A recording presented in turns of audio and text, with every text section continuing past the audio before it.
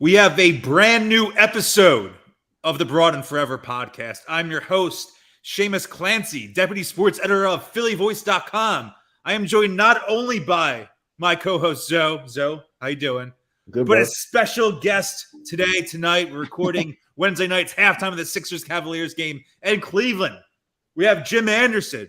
You may know him better from his wide variety of electric, and not just Philly sports, Philly culture merch that he has under the Grim name.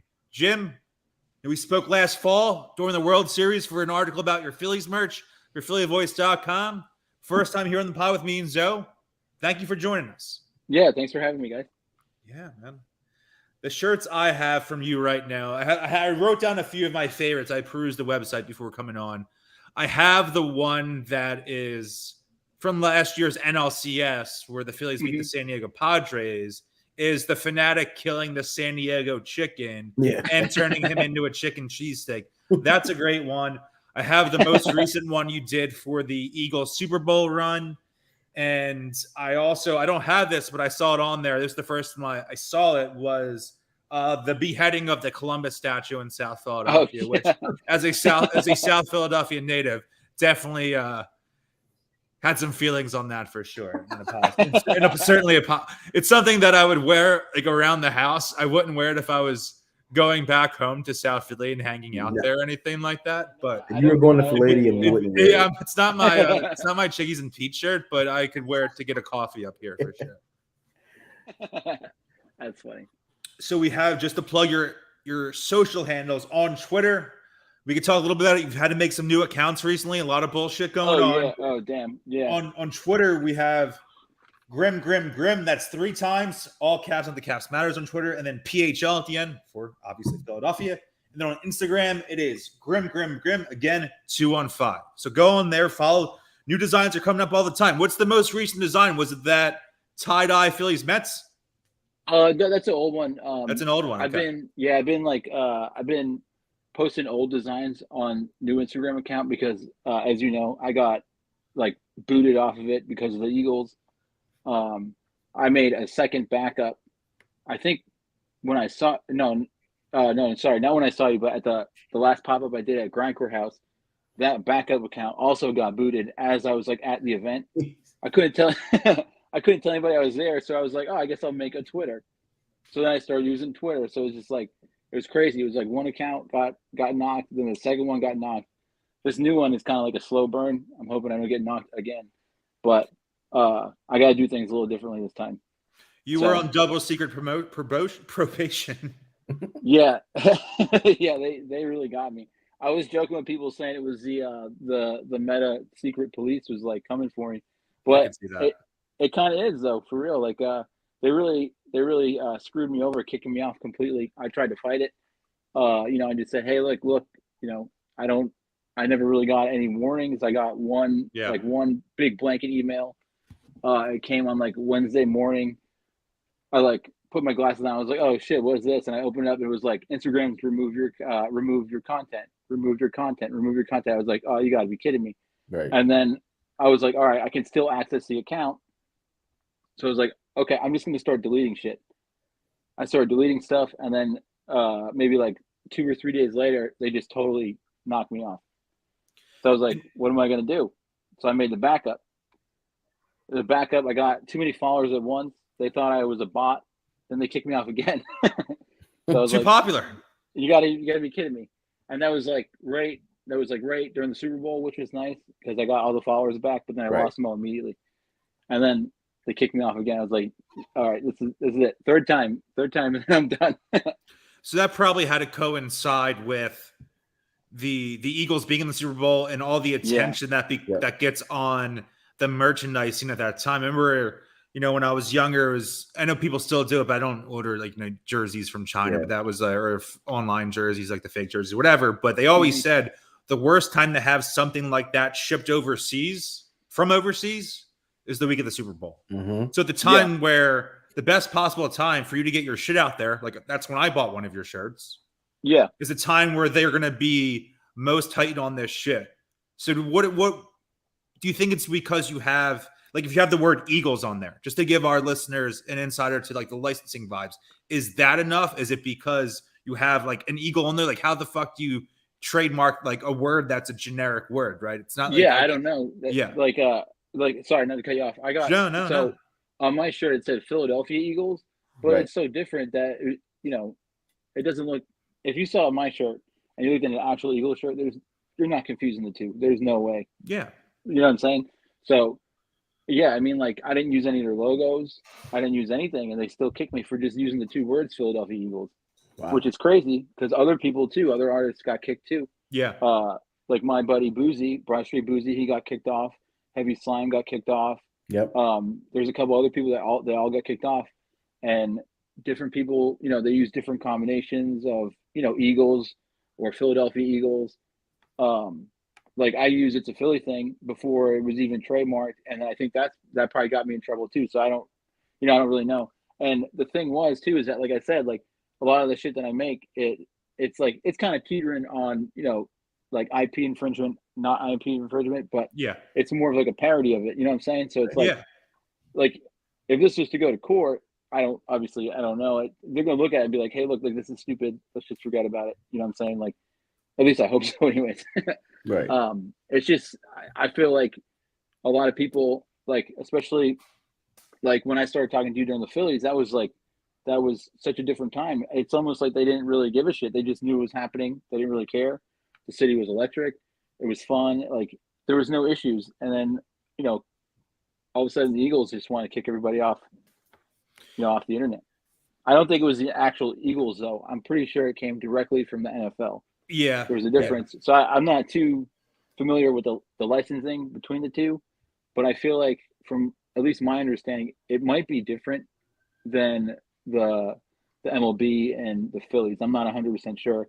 It's not something I actually even looked into. I just kind of been like, all right, maybe I'll slow down a little bit and then take it from there.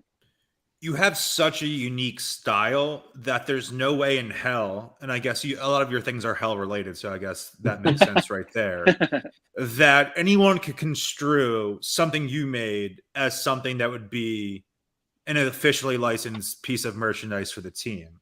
And I think that's where you get on the parody level. Additionally, that's why I love your shit. Me and Zoe all the time talk about how awful the sports merchandise scene, and we're not even talking about the Eagles specifically, the Sixers, Phillies, the state of the entire industry in North America has over the last 10 years, and maybe more so over the last 15 years, completely eroded as you've seen fewer and fewer brick and mortar stores, fewer and fewer mom and pop stores, and you have a conglomerate like Fanatics that now exists that puts out extremely minimalist, very boring, very blasé content and production and items and products.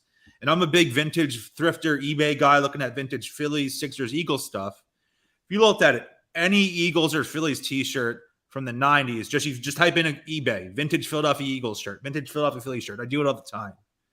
Within 30 seconds, you're going to find 2 or 3 designs that are just wholly more entertaining with more pizzazz and that express your fandom in a way that nothing else does now. And the only time I'm really seeing that now is from people like you or Heavy Slime or literally just someone outside of a fucking liquor store selling t-shirts. That's better than whatever you can get legally or quote unquote legally now.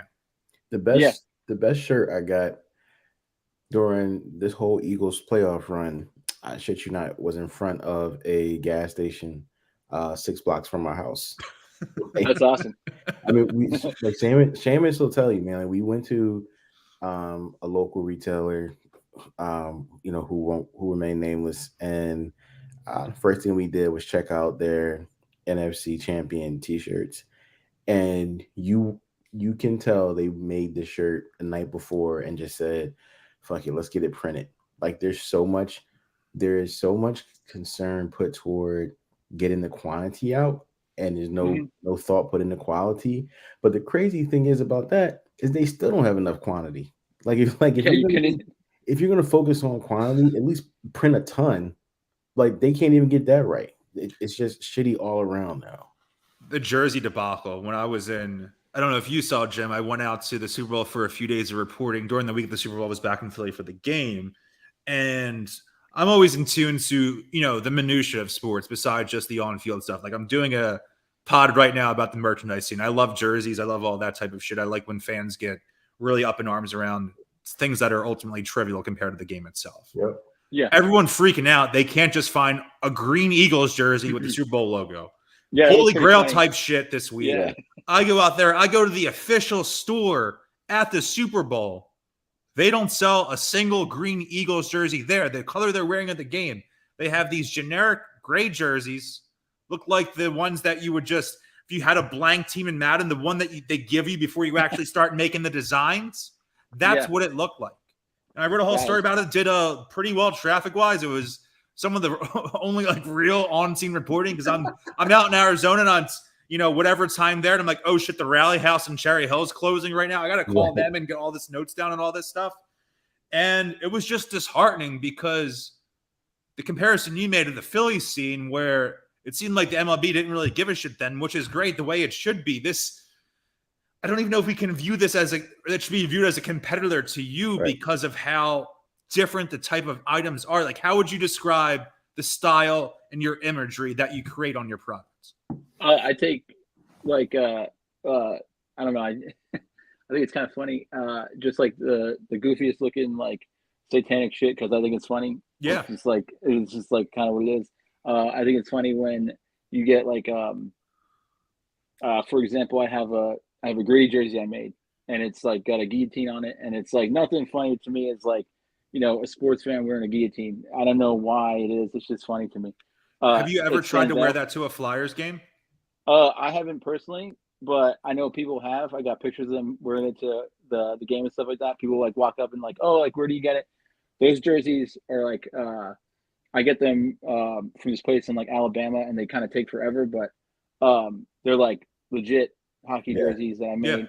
And just like I said, it says like gritty 666. I think there's like flaming skulls on it because there's no market for it, and I like love death metal, so that's kind of like where I'm getting my stuff from, and stuff like that, because there's no market really. There's no one makes the same stuff as I do. Like I would probably compare it to like maybe more like of a violent like Heavy Slime. It's kind of similar in that respect, but a lot of the images and stuff I take is just like, it's like it comes definitely from just like skulls and stuff like that. I don't know why. I just think it's funny. I think at a certain level that I love it because maybe if you were just a casual fan, some of those items might come off as a little intense to you. But I think if you're a hardcore fan, if you're someone who gets fucking nuts over a game like an Eagles game and it's the second quarter and they're down, 14-7 and they just went 3 and out, you feel like you're going to channel the rage of fucking Satan and like go through your TV.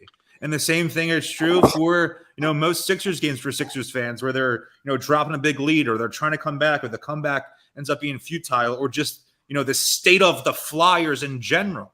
Oh God. Don't get me I think started. there's something there that actually speaks to this specific city and this specific fan base where I'm sure there are independent online, quote unquote parody merchandisers throughout the country. Yeah. I don't know. And I'm saying this in the best way possible. I don't know if something like what you're doing and your creativity could exist and thrive literally anywhere else. No, you're right. Yeah, you're right. I thought about maybe doing some other teams, just like for stuff to do. And I can't really, I was trying to envision maybe like, oh, let's take another mascot and make it like crazy looking. There's really not another one. Like, I think was like the Kraken. They've got that troll thing. Yeah. I was like, that thing sucks. So we're going to leave that alone. But I just don't, I don't think that. I think you're right. Yeah, I don't think any other like the mascot work would even like sell in other places. Have you ever had a player or anybody team related like on the very, very low reach out about getting a shirt or anything? Not yet. I did. I forget the name. Maybe tomorrow after this. I was gonna make maybe. There was one guy that was on the Eagles practice squad that he started following me. I did a collab shirt with Boss Dog out in California, Nice. and I was just like ready to send him one. I was like, hey, I like sent him a message. I was like, yo, I'll just give you a free T-shirt. Yeah. He never responded because he probably thought I was crazy. But I was like, yeah, at that point, I was just like, you can just have one. Right. But yeah, no, he always, that was like 2 accounts ago. So, he's probably over it by now. But yeah, it was, I forget, I cannot remember his name at all. But there's that guy. And then I had this like random photographer from the Texans was like following my one account. And he was like always like in every Eagles thing I posted. He was like, man, I really like want to own this. I wish I didn't work for the Texans. I was like, you should just quit then. Just quit and come work out here. Yeah, you can like the Eagles out here. But I haven't had anyone from a team yet get a shirt. I'm trying to. We'll see. So what do you think would be the best stylistic player to wear one of Jim's shirts on any of the 4 teams? I have no idea. I'll give you 3. Actually, I'll give you 4. So I would say Jalen Hurts. I think Jalen will look awesome in one. I think a guy like Bryce Harper, who is like Mr. Pander, would actually look awesome in one. And I'll give you 2 Sixers. I think Tyrese Maxey would look awesome in one. And I think of a guy like James Harden, who is like James Harden and PJ Tucker are the without a doubt fashionistas of that team and really of the NBA.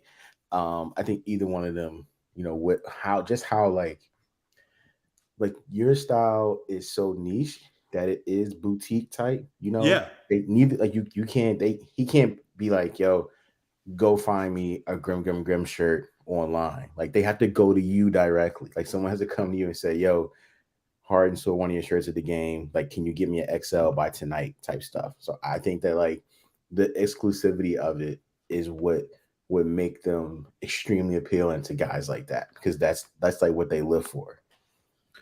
We got to get Bryce one. We got to get he would wear it. He wears all the local shit. Yo, Bryce and Sirianni. Sirianni before Sirianni would definitely we put Harden on one of our shirts. Yeah, we put Harden on our on my collab shirt with Boss Dog. He's on it and he's like holding a missile or I forget, it's over there somewhere, but yeah. Houston, we have a problem. Yeah. I think I'm pretty sure he's holding a missile or something like that. Yeah, we put him on that shirt. Yeah, that'd be awesome. That one outfit he wore in the game with like all the it was like the knit sweaters or whatever. You know what I'm talking about? Yeah. That was so awesome. I hit up that dude. I keep on talking about Boss Dog because he like loves the Sixers. He was out in California, and I was like, dude, did you see this? And I sent a picture. It was like somebody had already like drew it and put it on a shirt. It was like within 12 hours of him wearing that outfit, it was already on. It looked so good. It was the It was great. I loved it. Day game against the Knicks, right? Yeah, you're right. That was I think that was probably his outfit of the year so far. We still have playoffs, and playoff mode is different. And obviously playoffs is going to be warmer, so I'm sure he's going to bring out the whole repertoire. But that outfit, I remember seeing like somebody illustrate that outfit. I thought it was super, super cool, man. I think that it was amazing.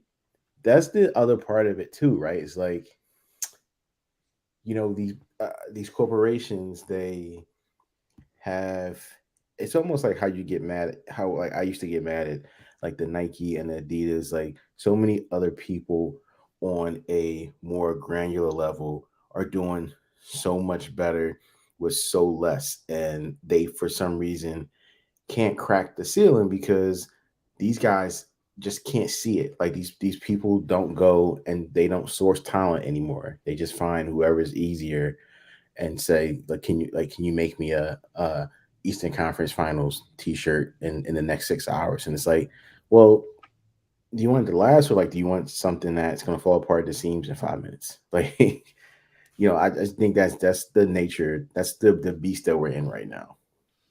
Like if the Sixers were to make the Eastern Conference Finals for the first time in 22 years, obviously their merch is coming from Fanatics, not just because of the Michael Rubin connection, but that's just how it's going to work. That's just how, yeah. And it's going to be a gray t-shirt with just a very generic Sixers logo on there. It's going to say in gold lettering, because it's all going to be gray, gold on gray, because it's going to be the same for any team. 2023 Eastern Conference champions, Sixers logo, maybe an NBA Finals logo this year, which is usually the same thing every year. There's no reason, I know it's not going to happen, but that Jim shouldn't be doing that shirt. Right. Because if this happens, if they go on this run, and I've been very bearish on them over the last few months as teams have, or I should say people, fans, media members have gotten around them a little bit more, rallied around them, and are actually believing in this.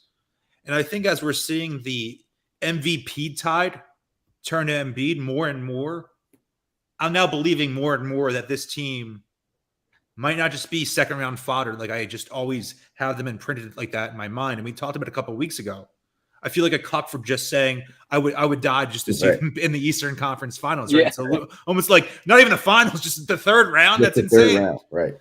But if they were to do something like that, it's a shame that we're not going to get badass merch with it the same way we didn't with the Eagles last month or 2 months ago, the same way we didn't with the Phillies in October. But what was great about that was I was buying some of Jim's shit during that period. Right. And, he was making a different – you made a different shirt every round, right? Yeah, it was just about every round. Yeah, that was – yeah, I'm pretty sure it was every round. Yeah, it was 3 of them. So, yeah, I think so. Yeah, it was a lot. I was, like, doing prints and shit, too. It was, like, a lot of stuff. Yeah. We discussed this before. How does your printing process handled? It all depends. With some of those, like, for something like a quick turnaround, but like still pretty good quality. I go to the spot over in like East Kensington called Fireball. They do all my digital printing. Then I think I don't know if you bought this one, but one of my Eagles posters is screen printed. I used to screen print by hand, but I don't anymore. My buddy Zach, he has a studio in Frankfurt. His handle on Instagram is 4 Finger Press. Okay. So he did all those. But those guys, they normally kind of cut me some slack. Like they're able to like print pretty quickly. Yeah. A lot of my shirts I get printed in Kensington, and they give me like 2 or 3 day turnaround. So I lucked out that way. Have you ever considered or tried in the past? I know you do some pop-ups at different coffee shops or flea markets, and I know you have some coming up. So before the end of the episode, I do want you to plug those. So anyone out there that doesn't want to necessarily maybe buy one online, wants to go out and do something fun on a night or a weekend day, can check that out. Have you ever, went outside the stadium and sold stuff the same way, there typically are people there for every game? I was honestly actually thinking about doing that for the Eagles. I just didn't get to it. But I think if the Sixers make a deep run, I might go and do that. That'd be cool. Yeah, and then maybe, awesome. Yeah, I was just thinking about it, like, why not? Like, if they're gonna, I'm not gonna shut my Instagram down again. Yeah. But yeah, I mean, why not? You know what I'm saying? I feel like it would go over good, and at least it would be, I would still do the same quality stuff. I just would show up down there. You know what I mean? Yeah. Yeah, I've always thought about it. It's just like I just haven't done it yet. Tough task to go down there. Yeah, why not? Try something new. It might be the only way to do it now. Now that I'm like super paranoid that I'm going to lose my account again. So yeah. It might be the only way to do it, but we'll see. So I don't know what you've done in the past for the Sixers. I know you have a lot of Sixers merch, Sixers hats. Are you going to do like a playoff T-shirt and next month? Yeah. Yeah, I'm thinking about it. I just did I did a couple. I did one off. Like right before, like I think it was like Eagles bye week or something like that. Yeah. I was like, I gotta do another Sixers shirt, like whatever. I did that one. I'll probably do like a playoff run. I gotta do some Philly stuff. That's down the line. Yeah. But yeah, I'll do like a whole other thing with the Sixers. When that happens. Yeah, we're in. We're in. We'll definitely. Yeah.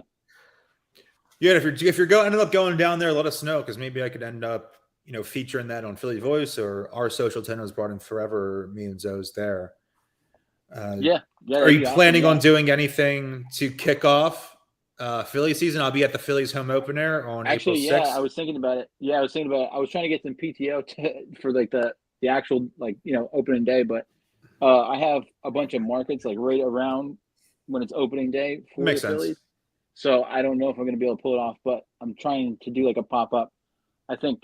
April 6th. Isn't the home opener is on like the 5th, right? I forget the date. It's the 6th. Yeah. The Thursday. Oh, okay. Yeah. So maybe the 7th. I don't know. It's one of they're off that Friday. Yeah. Yeah. Okay. Yeah, will you have like an opening day design? Yeah. Okay. Yeah, we'll see if I can get it done in time because I have like a bunch of shit happening in April already, so I'm not 100% sure if I'll be able to do that one, but we'll see. Bryce is going to wear that in his first game back after the All-Star That'd break. be awesome. He's donning I would that. love that. Because I have that San Diego chicken cheesesteak shirt and I wear it all the time. When a couple of weeks ago or a month ago, I was looking at the schedule, just kind of checking things out, saying like, oh, this is a Saturday afternoon game in July. Maybe I could check this one out. There's a Saturday. The Padres are in town. It's a double header. Yep. Double header on a Saturday. That's awesome. Gonna go down there, bring a 6-pack of ice cold Kenwood Pounders, drink in the parking lot, go in, wear my T-shirt, yell at Manny Machado, and have a great time. And maybe Bryce Harper. Maybe I should sit in right field. If Bryce Harper's back on the field, I think he might end up DHing all this year. Be cool if he checked it out because I think he's someone who would gravitate to these items. One, because they're great. Yeah. Two, because he's very, very smart and knows what he's doing when he gets all in Philly fan shit in the best way possible. Yep. Jim, what do you got coming up on the pop-up scene? So let's see. So starting in April, so like 2 weeks from this weekend, I will be at the Philly Punk Rock Flea Market. Then the next day, I'm going to Trenton. I'll be in Trenton for that punk rock flea market. And then I think it was like that like Friday. I think I might do a Phillies pop up, but I gotta wait and see as far as like printing and all that stuff, and like the weather is something I have to like kind of like look into as well. And then at the end of April, it's not really sports related, but I'm putting out a new zine because I also do like tons of like show posters too. Yeah. So that one's called Decay and Flesh and the Philadelphia Sun, and I'm releasing that at Kung Fu Necktie. There's like 3 bands playing. The first one, they're from Massachusetts. They're called Chained to the Bottom of the Ocean, with Quiet Man and Hallucinogenic Light Bulb. That's at Kung Fu Necktie. And then in May, I'm doing an art show in South Philly at Gleaner's Cafe. I think. Where's that? It's in the Italian market. It's Okay. I'm pretty sure it's on 9th Street. Okay. I think that opens on May 25th, but I could be wrong. I don't know. If you just look at my socials, it's there somewhere. Yeah, we'll make sure I include your socials on the website and the podcast description for sure. And then we'll see about the Sixers, and I'll have to try to figure that one out. Hopefully I can announce those not as like cryptic, weird event. I don't know if you saw any of those flyers I was doing. I was telling telling people to prevent the licensing overlords. Yeah. And then I think one of the other ones before I got deleted, I said I was giving out free Bibles or something. I don't know. But yeah, so April's pretty busy for me. So I have 2 questions for you before we can finish up, and Zoe, you can obviously ask questions as well too. One, what is the favorite design you've made that you put out there? That's perfect. 2, and then also, what has been your best selling one over the years? Oh wow! All right. So my favorite one. I don't know if you ever saw this because it was like pretty short lived, but it was like pretty awesome. I made SEPTA hats. Yeah. Yes. Oh yeah, the SEPTA hats. That was the best. I always get like photos. I get people just telling me funny stories, even today about it. And that was like right in the pandemic too. And I don't really like leave the house that often. Yeah. Because of COVID still. And like yeah, people told me like, oh man, all these people buy your hats. I mean, obviously I saw it, but I didn't actually see it until I started getting out there again. And I went to a show and like everybody had the one. I was like, oh my God, this is crazy. You're that meme where you're standing in the corner and it's like, they don't know I designed the hat they're wearing. Yeah. yeah, basically. That was probably the best one I did. I did like, that one was a good one. Then my redesigned Philly Fanatic one went really well. That was also like kind of like peak COVID times. I don't really have a favorite one. Probably the SEPTA one because of the season assist they sent me was pretty funny. So they were like, okay, you got to stop, but here will be funny about it. I was like, all right, that's fine. So what happens when someone sends you a cease and desist? I've only gotten one. Okay. Yeah, I mean, I don't really, I don't know.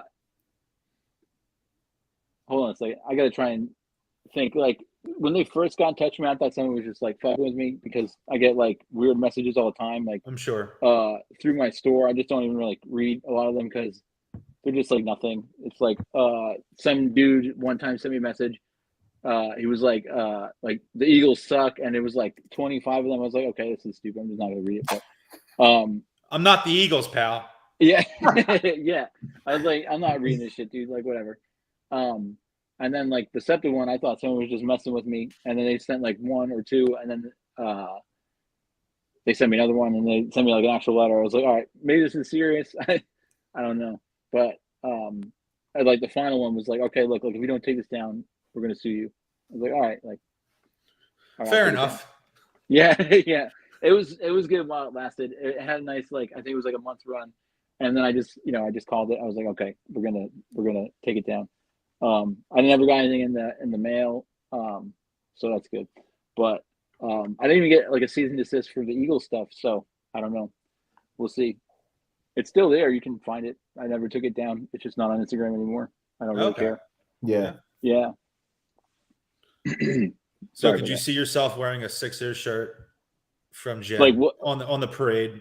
Yeah, in June. I honestly in that scenario I would be so thorough anyway, so it makes perfect sense that we walk around in a Grim Sixers shirt. I might just bring a pitchfork. Right. That's what I'm saying. Like, we may literally just have pitchforks with us anyway. Jason AAV style. On our way to Andy Bailey's house. Oh my God. Yeah, because someone has his address out there, right? I made machetes before. I don't know if I told you that or not, but I made like legit machetes before. Really? Holy shit. Yeah. Yeah. Were you also selling those? Yeah. Oh, I was. Yeah. But I got a notice. Yeah. I got a notice on the website? Yeah. Yeah. They're like, you can't do that. And I was like, oh, okay. You've migrated from your band Instagram account to the dark web. Yeah. Yeah. They were like, no, you can't. I forget who I had. It was Wix, where my website was, and that's the reason why I moved to Shopify, because they wouldn't let me sell machetes on Wix. Yeah. Got to issue a correction on a previous post of mine. I'm no longer selling machetes. Yeah, yeah, that's pretty funny. They were legit too. So and the only guy I could get to do them, like he was like some like very Christian guy on Etsy, was the only person that would make these things for me, and he did it. It was weird, but he that was a COVID experience. That's probably my favorite thing I made, but I'm glad that they're just like not a thing anymore. Yeah, that sounds like getting the super Christian guy from the South. I feel like we're getting into a Tarantino film right now. Yeah, yeah. It got dark pretty quick, but I mean, it was pretty fun. I think there was like maybe 10 or 15 of them made, and that's it. But that's not necessarily a bad thing. Yeah. So anything else? Anything you want to plug? Anything you need to discuss for the people out there? I think we hit it all in the head. We could do is we didn't do anything sports related in terms of just talking ball and talking shit. Who are your Final Four teams to tell people? Yeah, I was gonna say. So I'll give first. And so this leads into my only question, or my only remaining question for Jim. Like, Jim, if you could, if there's like a dream collab for you, like who would it be? Oh damn, I don't know. That's a good question. Shit, I really don't know. Yeah, I don't know. I'll have to think about it. Or hit us up when you think about it, and then we'll add that to the list. But yeah, man, are you a college basketball fan? No, I used to work for a sign shop. We used to do all the Big Ten signs and stuff like that. Nice. I just like dude, it's so much to get into. It's like, it's not that I don't like it. It's just it's just like somebody it's such a big thing. You know what I'm saying? Like it's so much to like. Most college sports are like just out of my realm, just because it's so much. Nah, it's truly a lot. I'll be honest with you, it's one of my favorite times of year. I love college basketball. But on that same token, it's college basketball, and a lot of these kids are going into the business world in 6 months. So like some of it is painstaking to watch, and it's a lot to cover. So it's fun though. So, I'm excited for another year of it and seeing who comes out on top. But my Final Four this year, man, I put a lot of thought into it, just in terms of teams that I've watched and who I think is really cream of the crop. So I guess I'll speak for the pod, but I have Alabama, Marquette, Texas, and Kansas, and I have Kansas beating Alabama in the national championship game. Okay. So so that's my ironclad. I have multiple entries, but I only have one bracket this year. I'm staying ironclad with it. So we'll see, man. Tomorrow at noon, madness begins. Yeah, it is a lot because you have kids from Kansas who are going to go on to the NBA, and then you have kids from, Princeton who are going to start Skynet, and they're going to start the next Silicon Valley Bank. So it's truly a mixed bag of the talent you're going to see out there. Exactly. Always a lot of fun, man. A lot of those teams don't have high-res logos. I don't know if you noticed or not, but when we were printing these signs for them, oh my God, it was a fucking nightmare. It was really bad. That's so funny you mentioned that. See, that's the kind of stuff I wouldn't know. The naked eye wouldn't notice. It's so interesting that you noticed that. Now I'll be looking for it. I'm not gonna start calling teams out, but even bigger teams, they don't even Would you say professional? There are, in the 4 major North American sports, there are teams that don't have true high resolution images. Even at the very top. Would you say most of them? A lot of them. I would say a lot of them. Yeah. Damn. This is somehow Jeff McDevitt's fault. I'll say that.